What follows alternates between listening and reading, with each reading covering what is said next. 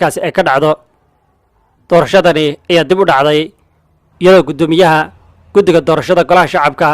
cabdisaaq cumar maxamed oo warbaahinta la hadlay uu sheegay in saacadaha soo socda ay qabsoomayso doorashada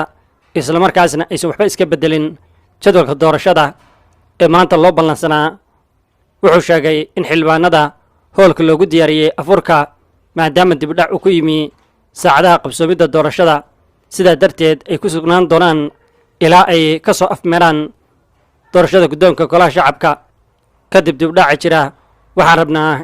in ay naga go'an tahay in doorashada ay dhacdo maanta. xildhibaanada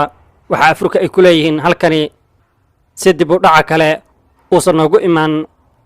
wayn galabta ilaa caawa aan ugu dambayntii soo gebagabayno doorashada, ayuu sheegay guddoomiyaha ee guddiga doorashada guddoonka golaha shacabka. guddoomiyaha guddiga doorashada ee guddoonka golaha shacabka ayaa meesha ka saaray hadallo saacadihii ugu dambeeyey soo baxayey, kuwaas oo sheegayay in isbeddel uu ku yimi jadwalka doorashada ee guddoonka kadib markii xildhibaanada ay la kulmeen caqabado dhowra si ay ugu gudbaan hoolka afisiyone oo ay ka dhacaysay doorashada. waxaa muuqata in doorashada ee guddoonka ilaa caawa ugu dambayntii lagu kala bixi doono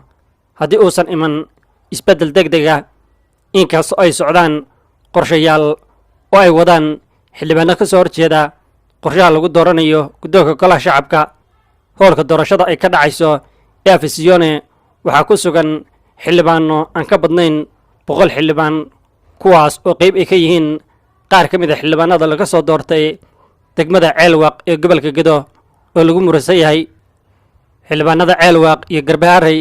ayaa ahaa doodda ugu weyn ee hadhaysay qabsoomidda doorashada ee guddoonka golaha baarlamaanka, iyadoo xubno ka mid a guddiga